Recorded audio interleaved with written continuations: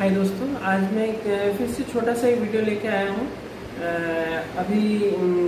अभी एक न्यूज़ देखा, आप देख सकते हैं, मैंने यहाँ पे पिन करके रखा हुआ है।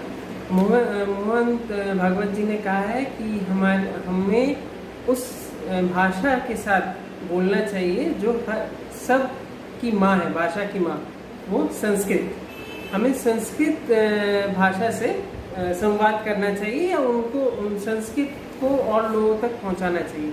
बात सही है, हम लोग लैंग्वेज के ऊपर इतना डिबेट करते हैं। लैंग्वेज महाराष्ट्र को मराठी ही बोलना चाहिए, बंगाली को बंगाली से ही बोलना चाहिए। मेन कॉन्सेप्ट जो मोहन भागवत जी ने भी कहा है कि हमें भाषा क्या है, एक कन्वे है, एक माध्यम है अपने विचारों को दूसरे लोगों के बीच बोलना, प्रकट करना।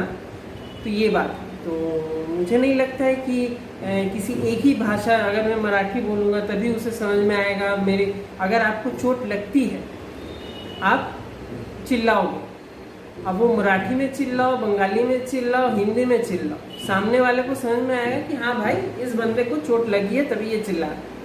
अब वो मराठी में बोलेगा, सामने वाला बिहारी है, वो बोलेगा कि नहीं भाई, हम तो कुछ नहीं करेंगे, ये नहीं होगा ना। तो वही चीज़ है कि भाषा एक माध्यम है अपने अंदर के विचार को दूसरे पे देना, बोलना। बट मेन बात है कि हमें अपने आप में इंसानियत रखनी चाहिए। जैसे हम लोग देख रहे हैं महाराष्ट्र में जो हो रहा है, आए दिन चलते MNS वाले थप्पड़ मार रहे हैं।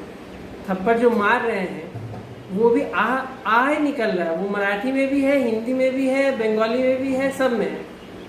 और वही चीज़ वो घूम के जब उन पे पड़ेगा, वो भी वही एक ही चीज़ बोलेंगे।